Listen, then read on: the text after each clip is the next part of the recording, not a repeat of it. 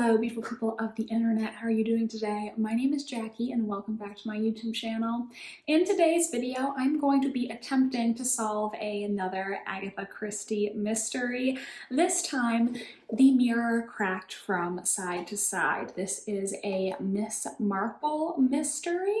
I have filmed several videos where I attempt, sometimes successfully and other times unsuccessfully, to guess whodunit in Agatha Christie mysteries. I will link my playlist on the card if you want to go check out some of those other videos. In this video, we are going to try to solve the mirror cracked from side to side, which is a Miss Marple mystery from, I believe, the 60s. It's one of Agatha Christie's later books.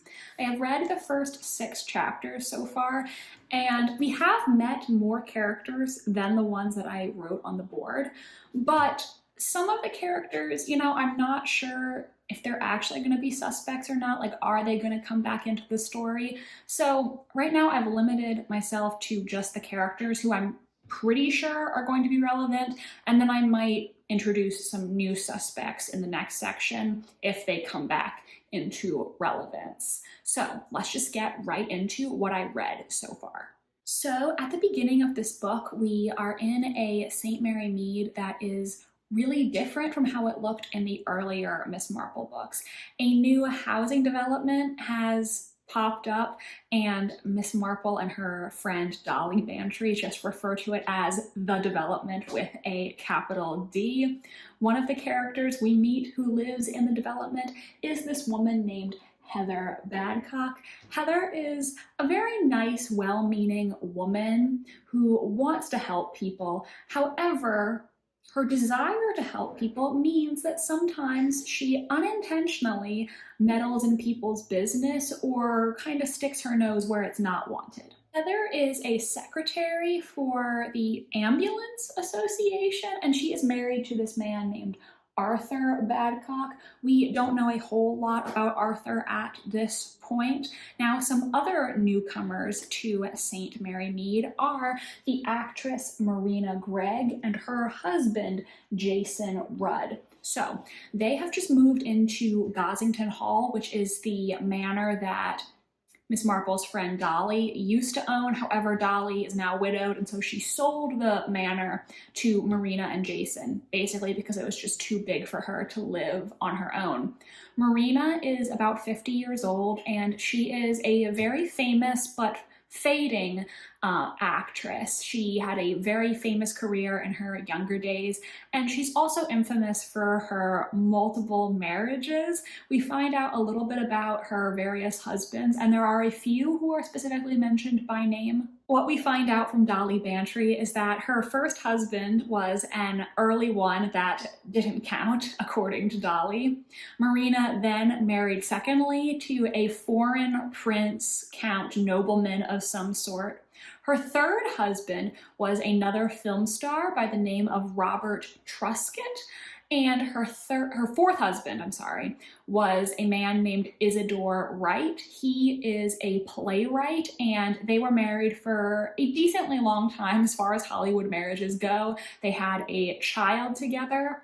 She then married a 5th time, and that marriage led to Marina having a supposed nervous breakdown, though I think the question of where exactly she went when she had this nervous breakdown is unanswered, because I believe at one point Dolly makes a comment like she doesn't even know if she really had a nervous breakdown. So it's possible that Marina has a secret of some kind. So that means that Jason Rudd is husband number 6. They have been married for 2 years. Jason Rudd is a Hollywood director. He knew Marina when they were both younger, but it took a long time for her to reciprocate his romantic interest. He also met 2 characters who work for Jason. There is Ella Zielinski. She is about 35 years old, and she is Jason Rudd's secretary. And we also meet this man named Haley Preston. I know Haley is a very feminine name nowadays, but Haley Preston, he is a man, and he says that he also works for Jason Rudd. I don't know if he said specifically like what his job is, but they are both employees of Jason who, if not living in Gossington Hall, they live near them, so they are a part of the household. Marina is going to have a party at her new home to raise money for the Ambulance Association, which, remember, Heather Badcock works for as a secretary. The party is where the murder takes place, and honestly, I don't know a lot at this point, so I don't really have any strong theories for you based on what I read in the first 6 chapters. What basically happens at this party? So many people have come to Gossington Hall to attend, and Heather is very excited to introduce herself to Marina Gregg. She is a huge fan of Marina, and it's mentioned that she briefly interacted with Marina once before. It's also mentioned that Dolly Bantry once met Marina in California. So those are 2 characters who have met her briefly in the past, though I'm not including Dolly Bantry as a suspect because she is like Miss Marple's best friend, so clearly she's not the killer. Now, when Heather is talking to Marina, Marina stares at something over Heather's shoulder with a, quote, ghastly expression on her face, according to Dolly. Dolly compares it to The Lady of Shalott, which is a famous poem by Tennyson and where the title of this book comes from. The mirror cracked from side to side is a quote from The Lady of Shalott. So clearly something spooked Marina while Heather was talking to her. Later, Miss Marple probes Dolly, trying to figure out what it is that Marina possibly saw. And Dolly says that she was looking in the direction of the paintings and photographs on the wall and also towards the staircase. So it's possible that she saw someone coming up the staircase and that's what spooked her, but it's not clear. She saw something that was clearly very upsetting to her, but then all of a sudden she just snapped back and was back in her like happy hostess mode talking to Heather. Marina asks Heather to have a cocktail with her, and initially Heather is not sure about drinking, but Marina kind of politely insists. So Jason Rudd ends up bringing them 2 daiquiris, which he says are Marina's favorite drink. Now, this whole section where the murder takes place is predominantly following Dolly, and at this point, Dolly actually leaves the room to go explore the house with some other people, so we don't physically see the murder take place. The next thing that happens is Dolly and the women she's with see Ella Zielinski, Jason Rudd's secretary, running around frantic, and she says that Heather Badcock has just had a fit, seemingly a seizure or something, and by the time that Dolly gets back to the other party guests, Jason Rudd tells her that Heather has died after drinking this daiquiri. So what do we know at this point? Well, we know that Heather Badcock died after drinking daiquiris with Marina Gregg, and we did not directly see her death on the page. We're just hearing about it after the fact from Ella Zielinski. Now, I think it's Dolly who says this.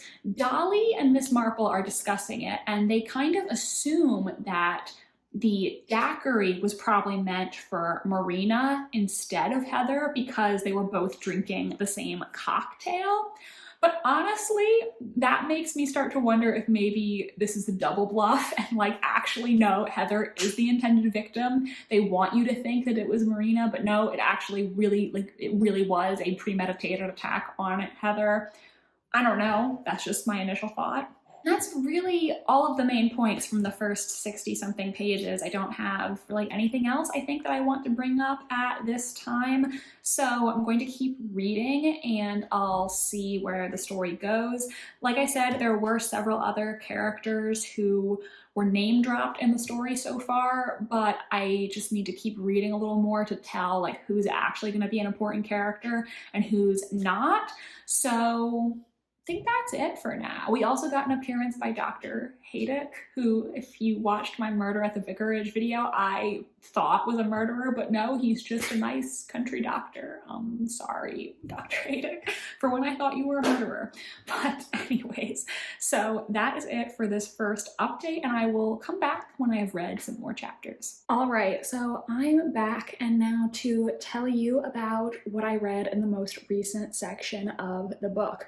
You will see we now have some new names added to our board.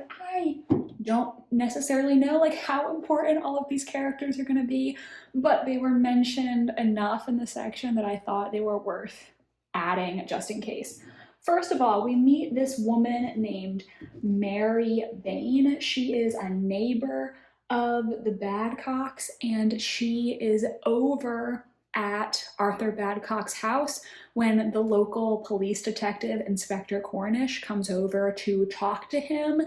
And it seems like Mary Bain is potentially interested in getting with Arthur now that he's single, you know what I mean? At the inquest, it is discovered that Heather Badcock was poisoned with Calmo. This is actually a prescription drug predominantly prescribed in America, but in England as well, for anxiety, depression, sleeplessness, etc. However, Heather was given 6 times the normal dosage, and that's why it killed her. Arthur tells Inspector Cornish that during the party, Heather put her drink down on a table to go talk to some friends.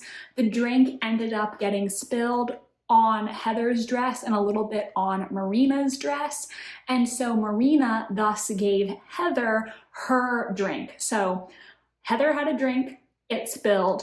Marina then took her drink and gave that to Heather, and that is the one that Heather was drinking when she was poisoned. So it seems like it was actually Marina's daiquiri that had the Calmo in it. We also mentioned the character of Counselor Alcock, who is the mayor of St. Mary Mead, I believe. He was mentioned earlier in the book during the party scenes, him and his wife, Mrs. Alcock, and they're brought up again in this section. Apparently Arthur is friends with Counselor Alcock, so that's why I added them to the board, because like they were mentioned in the previous section. I didn't know if they were going to be important or not, and since they were brought up again, I just added them just to be safe. Chief Inspector Craddock of Scotland Yard comes to St. Mary Mead to help with the case. He seems to know Miss Marple. Maybe he's in some of the Miss Marple books that I haven't read yet, because they seem like they have a buddy-buddy relationship. But Chief Inspector Craddock goes to talk to Dolly, and Dolly repeats her story about the like Lady of Shalott-esque look on Marina's face. And she mentions that at this time there were reporters there who were taking pictures of the party. So when Marina got this strange look on her face, she was staring towards the wall. According to Dolly Bantry, on this wall there was a picture of a Madonna and Child plus 2 narrow windows on each side of the painting.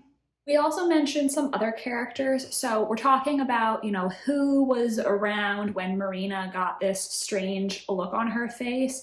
We find out that Aldwych Fenn, who is apparently another famous he's a famous television big shot. He arrived unexpectedly at the party. Nobody even knew that he was in the country, so it was a surprise that he showed up. He was friends with Marina while she was married to her second husband, and he also brings with him an actress named Lola Brewster. Lola was previously married to Marina's third husband before he had an affair with Marina. So Marina caused the breakdown of Lola's marriage to this guy who then ended up marrying Marina. I just also want to say really quick, I was thinking that when I edited this video, I was going to use a photograph of Elizabeth Taylor for Marina, because Marina has had a bunch of husbands, Elizabeth Taylor had a bunch of husbands, and I actually found out because I was on Google Images looking up the cover of the book to use in the thumbnail, and apparently there is a 1980 adaptation of this book starring Elizabeth Taylor as Marina Gregg, which is honestly hilarious. That's a tangent, but that's funny to me. Kind of like a self-aware role for Elizabeth Taylor, I guess. Anyways, back to the book. So we're talking to Haley Preston, and Haley Preston says that The chief inspector can't talk to Marina right now. She is in a state and not to be disturbed. He mentions that she has had a great deal of illness in the last 4 years. It was only about a year ago that she got her health back, according to Haley Preston. At this point, I was wondering, okay, I think it mentions that Jason Rudd has been married to Marina for 2 years. Is it possible that these symptoms started when he entered her life?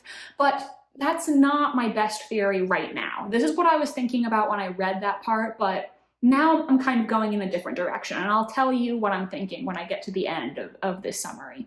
Chief Inspector Craddock then goes to speak with Dr. Maurice Gilchrist, who is Marina's physician. And Dr. Gilchrist says that Marina is the type of woman who swings between moods. Sometimes she's very happy, sometimes she's very sad. She feels all of her emotions strongly and is a hot and cold type of person. According to Dr. Gilchrist, this is what makes her such a compelling actress.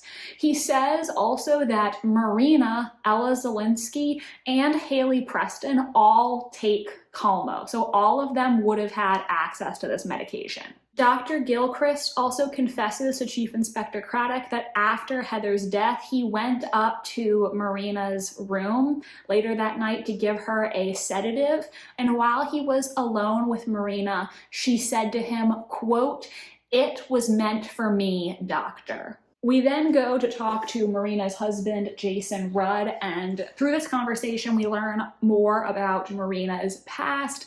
According to Jason, Marina always wanted to be a mother, and so she adopted 3 children, 2 boys and a girl. Note, these adopted children do not live with her now, and their names are not mentioned. 11 years ago, Marina finally ended up getting pregnant, but her son was born mentally handicapped. This is what caused her to have a nervous breakdown, and she was institutionalized, I think, for a while, or sent to a treatment facility of some kind. Jason says that after he and Marina got married, her mental health was better. She was doing well until the murder, which really has set her health back, and she's been in a state due to what's happened. He says that he suspected the murderer was trying to kill Marina, but he didn't want to say anything to her because he was afraid if he did, it would risk her mental well-being. According to Jason, at the party, he poured Heather and Marina 2 daiquiris from a pre-made jug of drinks. Marina put her daiquiri down on a table to speak to Mayor Alcock and his wife. Jason and Marina were standing with their backs towards the table, so with so many people in the room, someone could have easily poisoned his wife's glass while they weren't looking. It was just lying out there in the open, and anyone could have tampered with it. Then again, he says that someone must have bumped into Mrs. Badcock. Like I said, she spilled her drink, she got some on herself, and also a little bit on Marina's skirt. That is when Marina gave Heather her own drink, basically saying, "Oh no, have mine, I've already had way too many, it's fine, you drink it." This does kind of lead into my theory, but I'll save that for the very end and tell you what I'm thinking. So then we go to talk to Ella Zelinsky, and she's honestly pretty dismissive of Marina's mental health struggles. She mentions that it upsets Marina to see children or hear about somebody being pregnant due to her past. When Craddock comes back to the house later to interview Marina, he notices that Ella's eyes are red, and she says that she's suffering from hay fever, which always impacts her this time of year. I'm not really quite sure what that has to do with anything, but considering we specifically pointed out that she's seemingly having these symptoms of hay fever, I'm assuming we're going somewhere with that. I don't know where exactly, but just thought I would note that. When Chief Inspector Craddock is talking to Marina, she says that she got a letter saying, "Don't think you'll escape next time." This letter, supposedly from the killer, was typed. However, she tells Chief Inspector Craddock that she previously got 2 other threatening notes, at least one of which she mentions was handwritten. Unfortunately, however, she threw the notes out, so she can't show them to the chief inspector. She says that when the second note came, the gardener who handed her the note said that he got it from a man with spectacles on a bicycle. He was the one who came and dropped off this note. Supposedly, if you believe Marina. And I have to say, I am kind of suspicious. If I had to guess right now, I think there's something up with Marina. First of all, like we have established, Marina actually handed Heather her drink. Heather didn't even really want to drink alcohol to begin with, and it was Marina who pushed her into having a daiquiri, which is suspicious to me. I think if you were gonna poison somebody, making it look like you were the intended target is a great way to avoid suspicion. So that is very sus to me. It's also suspicious that she claims that she got these letters, but she threw them out. Like, how do we know that this actually happened?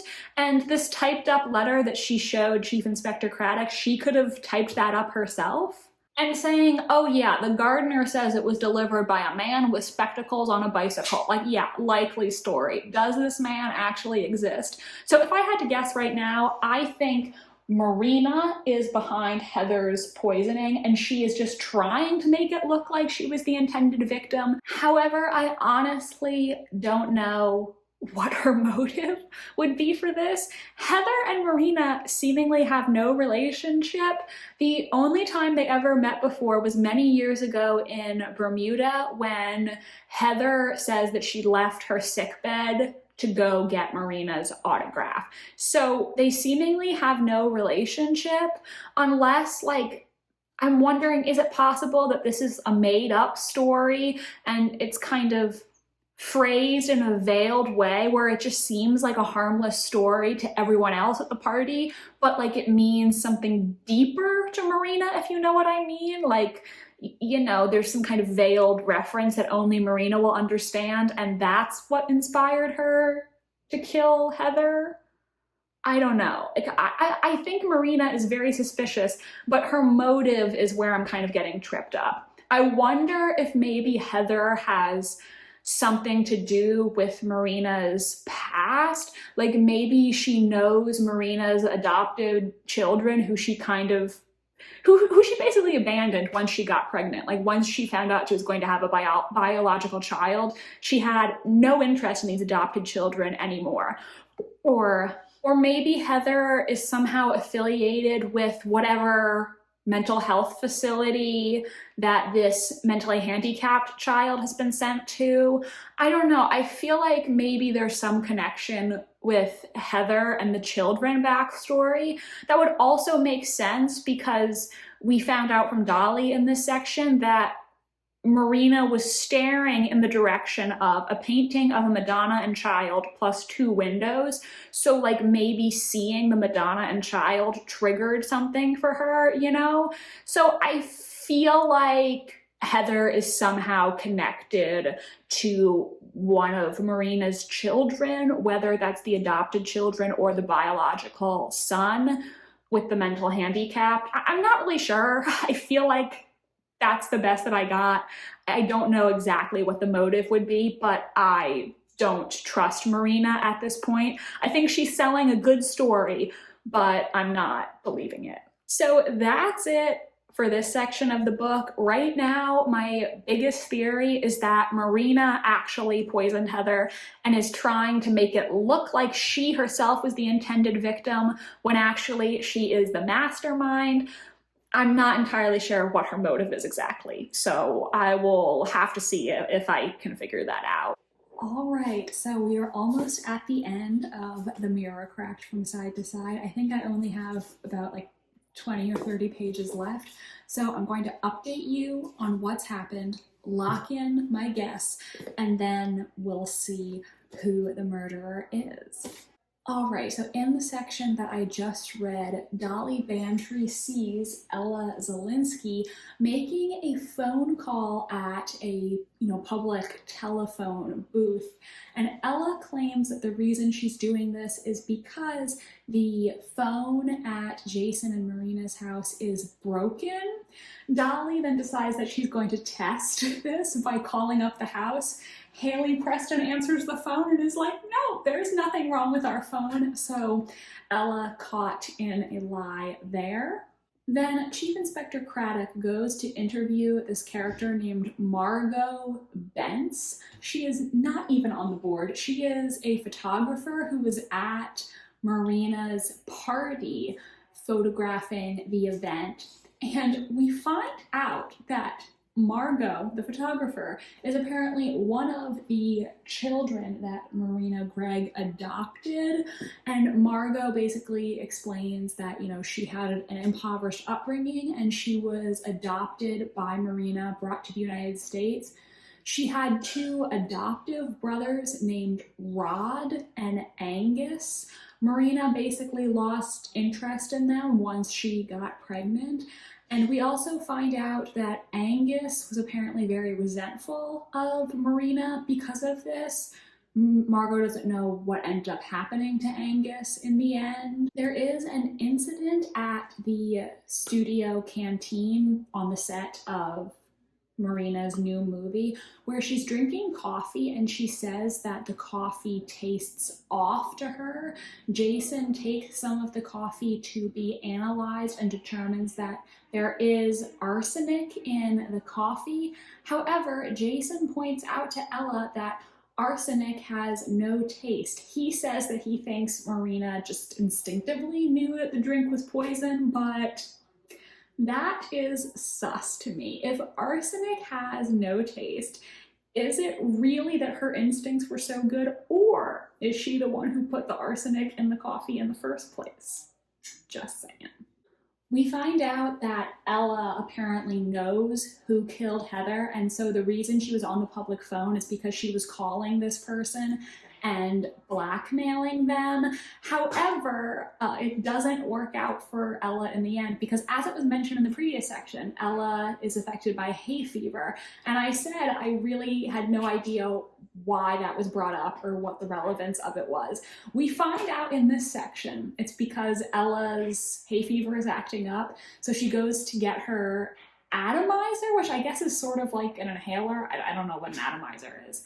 And apparently somebody put cyanide in her atomizer, so Ella's dead. Gonna put a little X next to her name. Rest in peace. Ella's now dead. It seems like whoever killed Heather also killed her since Ella was blackmailing this person. Chief Inspector Craddock then has a conversation with the television executive Aldwych Fenn, and he tells the chief inspector that a few days ago he received a telephone call. The person on the other end of the line was trying to whisper and disguise their voice, but he recognized it as Ella. Ella told Fenn, "I saw you put tablets in the glass, and very soon I will tell you what to do." Mr. Fenn, however, is adamant that he did not do such a thing, and he thinks that Ella mistakenly called him instead of the actual murderer. So, if I'm correct and Marina is actually the murderer, maybe that would make sense because alphabetically, F for Fenn comes right before G for Greg, so maybe like their telephone numbers were next to each other in an address book and she accidentally dialed the wrong one. I don't know, just a thought. Then, okay, another character who this character has been mentioned before, but I did not put him on the board because I didn't think he was that important. Giuseppe. Giuseppe is Jason and Marina's Italian butler. And so in this section, he says that he has to go to London to visit his family. However, when he returns from London, he is promptly shot and killed. We later find out that while Giuseppe was in London, he was actually putting £500 in the bank. So it seems like Giuseppe was also blackmailing someone. I don't really know why we needed two blackmailing plots and murders in this book in such a short span, but this is what Agatha Christie chose to do. There was also another little plot thread in this section talking about Gladys, who apparently works at the film studio canteen. She's friends with Cherry, who is a employee of Miss Marple's, and Gladys says that she was there the night that Heather was poisoned, and she swears that it looks like Heather's drink was spilled on purpose.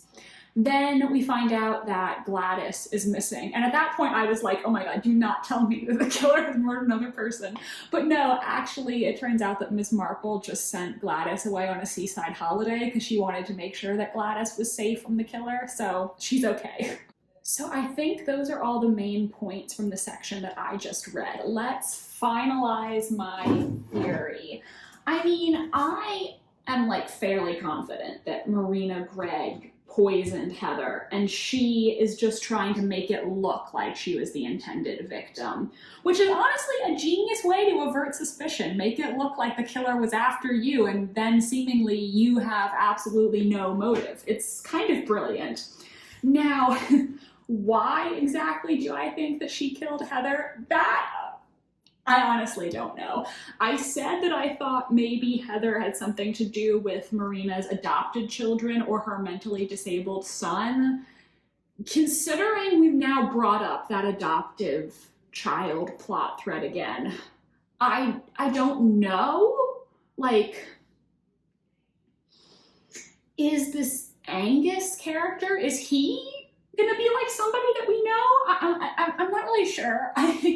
I still feel like Marina killed Heather for reasons that I don't exactly know. I just think that Heather is somehow connected to Marina's past in some way. And like maybe that story that she told Marina, like there was more to the story than meets the eye. Like she phrased it in such a way that it wouldn't have meant anything to the people witnessing the conversation, but it meant something to Marina, and that inspired Marina to impulsively poison and kill Heather. I don't know. That's my best theory. I don't have the motive, but I'm pretty confident it was Marina. I don't know. So I only have like 20-ish, 30-ish pages left, so we'll find out soon, and I will be here to update you on the ending of the book. Hello again, it is a short time later, and I'm here to tell you what happened at the end of The Mirror Cracked from Side to Side. First, and perhaps most shockingly, we find out that Arthur Badcock apparently used to be married to Marina. Which is like such a strange plot development. So remember earlier I told you that Marina's been married 5 times, and Dolly Bantry refers to Marina as having had a first marriage before she became famous that like was so short it didn't even really count. Arthur was that husband.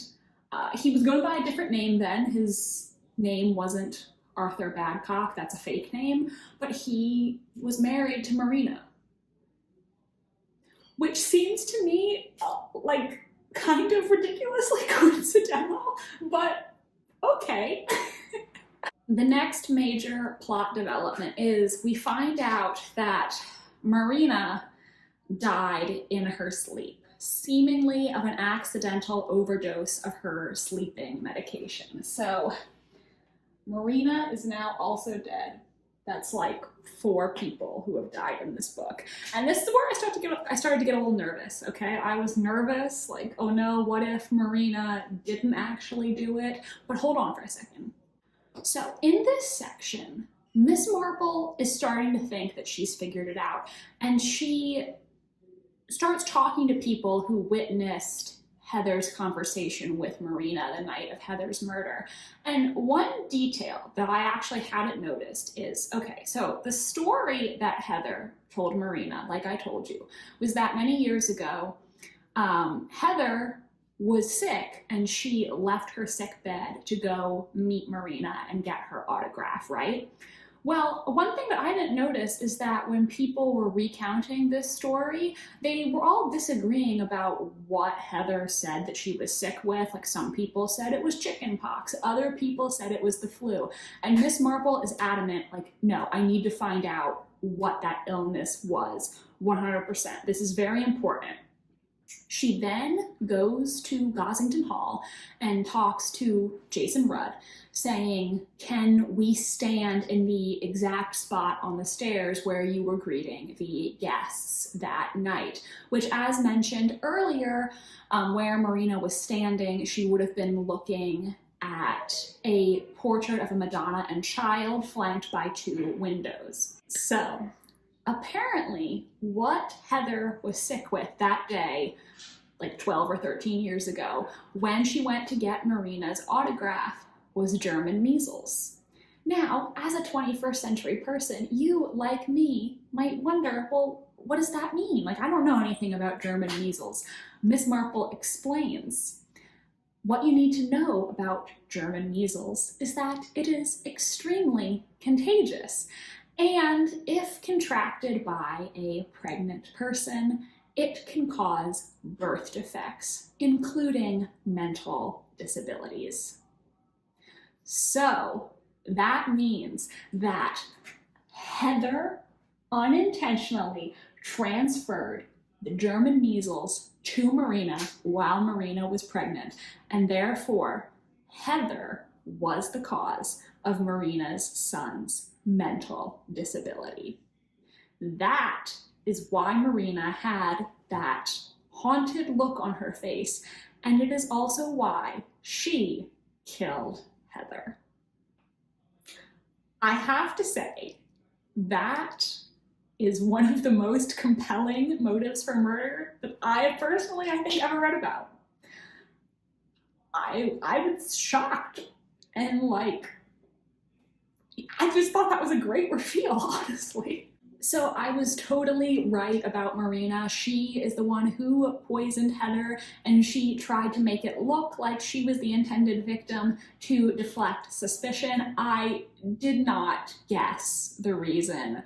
I have to say, wow, like, such a compelling motive. I really enjoyed that reveal. I never would have guessed that that was what happened. The book kind of ends with Miss Marple saying that Jason suspected what Marina did, and actually the reason he's been keeping such a close eye on her wasn't because he was worried about Marina being poisoned, but because he was worried about Marina killing another person. Miss Marple then also implies that perhaps the accidental overdose that killed Marina wasn't an accident after all, basically implying that Jason may have killed her, both to stop her from killing other people, but also because he felt sorry for Marina, and so he thought that this was the most merciful thing to do to end her suffering, so to speak.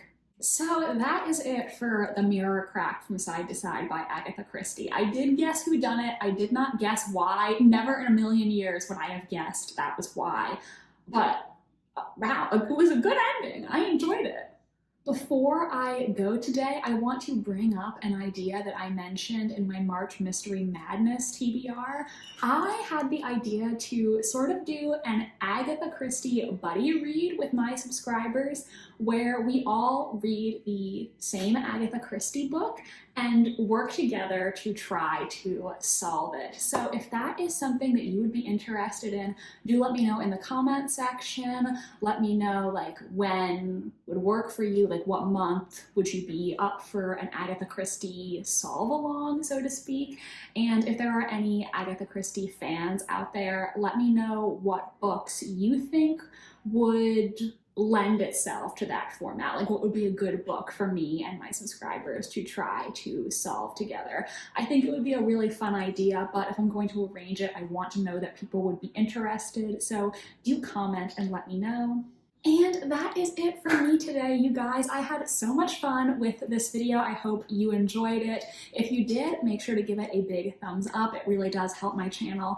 And subscribe to my channel if you want to see more from me. I post new videos every Wednesday and Sunday. My social media links are down below if you want to follow me on Tumblr, Instagram, or be my friend on Goodreads. Thank you so much for watching, and I hope you have a phenomenal rest of your day. Bye, and I'll see you next time.